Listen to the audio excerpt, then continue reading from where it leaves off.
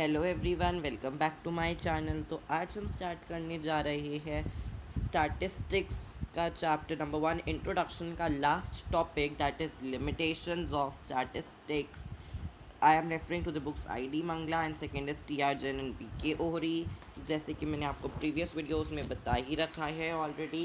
तो प्लीज़ अगर आप चैनल पे नए आए हैं तो वीडियो को लाइक और शेयर कर दीजिए और चैनल को सब्सक्राइब कर दीजिए। तो we will start with the limitations of statistics. There are 8 limitations which we have to discuss। तो 8 limitations आज हम डिस्कस करेंगे। So let's start without any delay.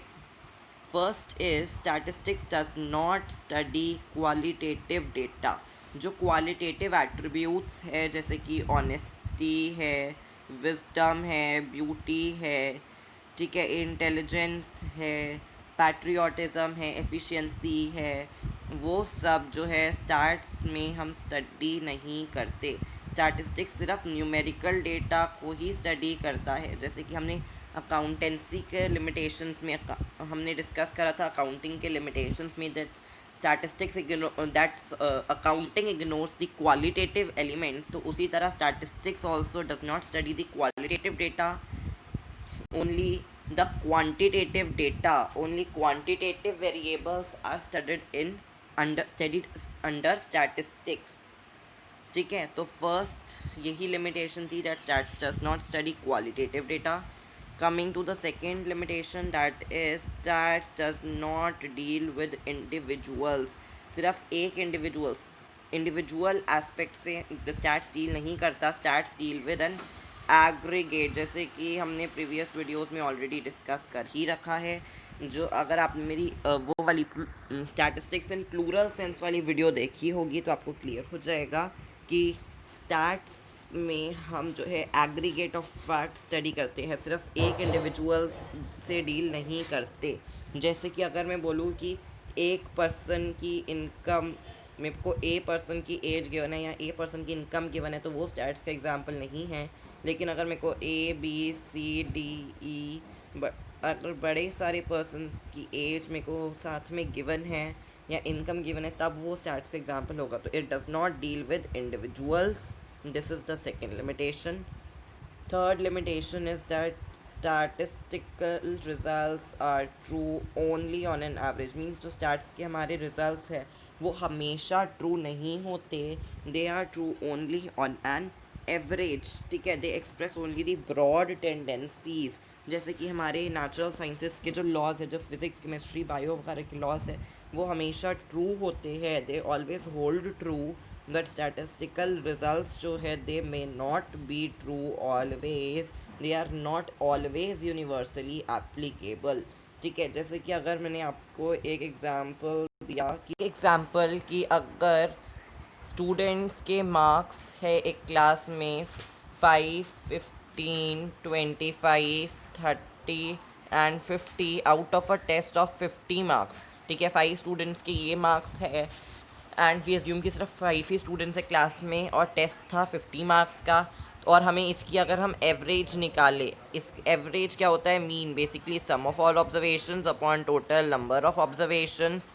ठीक है, तो सम इसका आएगा 125 अपॉन में अगर हम 5 करेंगे it will come out to be 25। तो एवरेज का मतलब क्या है कि अप्रॉक्सीमेटली हर बच्चे के इतने ही नंबर आए हैं, इसके अराउंड आए हैं। तो इसका मतलब हुआ कि अप्रॉक्सीमेटली हर बच्चे के 25 मार्क्स के अराउंड आए हैं, राइट। लेकिन देखो, जिस बच्चे के 50 मार्क्स आए हैं उसके अगर हम 25 लगाए तो उसके लिए अनफेयर होगा। जिसके 5 या 15 आए हैं उनको तो फिर भी चलेगा, लेकिन वैसे अगर हम देखें तो ये एक गलत हमें रिज़ल्ट मिल रहा है, राइट। तो statistical results are true only on an average. ठीक है, तो हमें करेक्ट जो चीज़ थी वो नहीं पता चली। ठीक है, एक और एग्जांपल हम देखते हैं। अगर मैं बोलूँ कि पर कैपिटा इनकम जो है इंडिया की वो 50,000 है से, ठीक है, सपोज़ कर रहे हैं हम कि अगर पर कैपिटा इनकम जो है इंडिया की वो 50,000 है। इसका ये मतलब नहीं है कि हर इंडियन की जो है 50,000 ही इनकम होगी। ठीक है, इसका ये मतलब नहीं है कि हर इंडियन की इनकम इतनी ही होगी, ऑल्दो ये पर कैपिटा इनकम है।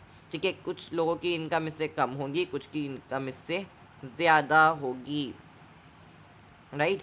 अब एक और, जैसे कि अगर मैं बोलूँ नेशनल इनकम जो है इंडिया की, जो इंडिया की नेशनल इनकम है, that has been increasing at a rate of 6% per annum. ये हम सपोज कर रहे हैं, ठीक है, सारे फैक्ट्स हाइपोथेटिकल ही मैंने लिए हैं।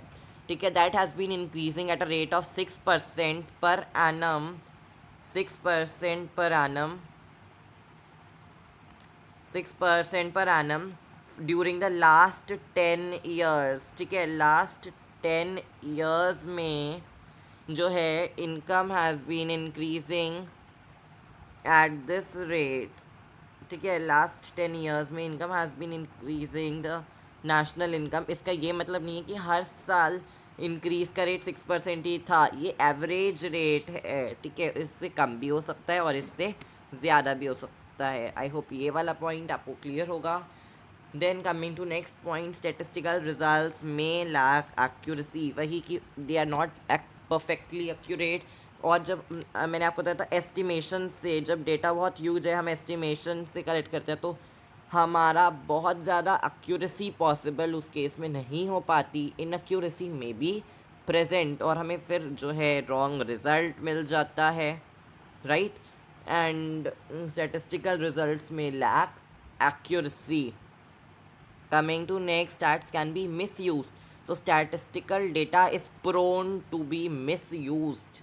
ठीक है, अगर हम अपनी इंटरप्रिटेशन से करें, सब लोग अपनी अपनी इंटरप्रिटेशन से करें, तो it can give manipulative results. ठीक है, stats can give manipulative results, stats can give manipulated results if collected through one's own interpretation, right. तो डेटा, अगर हम कोई चीज़ फॉल्स भी है तो भी मतलब जो है स्टैट्स उसको सपोर्ट कर सकता है इवन इट इज़ फॉल्स। ठीक है, तो मैनिपुलेशन पॉसिबल है बेसिकली। अगर आप देखेंगे इसके एग्जांपल्स में आपको गवर्नमेंट दिया होगा कि या कुछ जो है अथॉरिटीज़ वगैरह जो है मिसयूज़ कर रहे हैं, या फिर जो मैंने अभी आपको एग्जांपल दिया था वो टेस्ट वाला कि 5, 15, 25, 30 और 50 मार्क्स आए हैं अगर स्टूडेंट्स के, तो इस केस में क्या है कि जिस बच्चे के 5 या 15 आए उनको तो चलेगा कि अगर हम उनका एवरेज 25 मान लें, लेकिन जिस बच्चे के 50 आया उसको फ़र्क पड़ेगा। तो एक ये मिस यूज़ का एग्जाम्पल भी हम ले सकते हैं। ठीक है, then coming to next, statistical results are not completely reliable. पूरी तरह से हम उन पर रिलाई नहीं कर सकते। जैसे कि अगर मैं आपको दूँ कि ईयर फर्म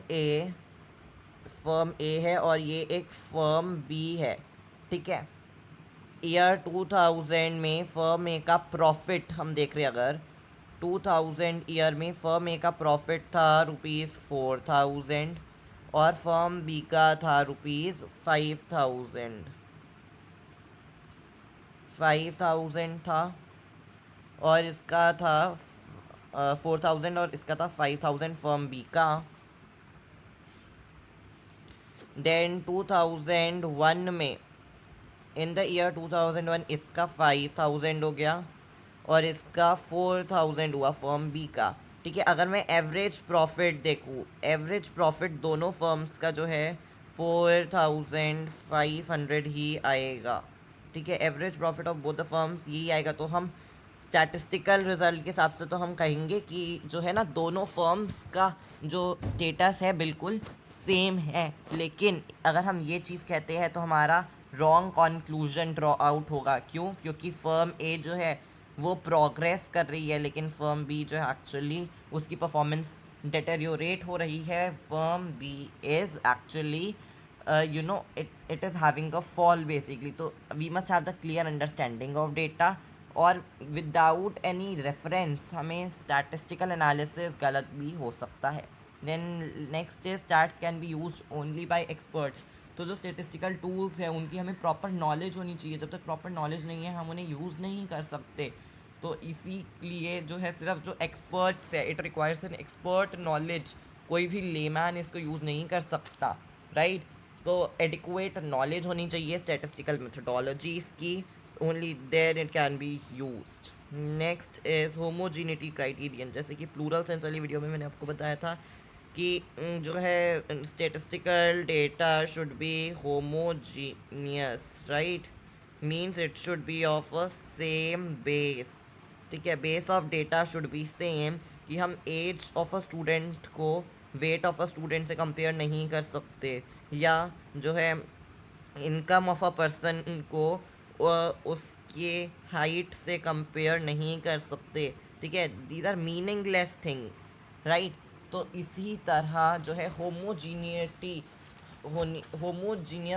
डेटा ही होना चाहिए। हेट्रोजिनस डेटा जो है हम कंपेयर नहीं कर सकते बेसिकली। ठीक है, हेट्रोजिनस डेटा हम कंपेयर नहीं कर सकते डेटा, क्योंकि वो डाइवर्स क्वालिटीज़ का होता है, डाइवर्स काइंड्स का होता है, can not be studied. And removing heterogeneity and making the data homogeneous is a tedious process. ठीक है, जैसे कि अगर मैं आपको बोलूँ कि production of cloth can not be compared, just a minute, production of cloth can not be compared, cloth की production of cloth can not be compared with production of food grains, क्योंकि फूड ग्रेन्स को हम turns में major करते हैं उनकी production को, और क्लोथ हम मीटर्स में मेजर करते हैं, राइट।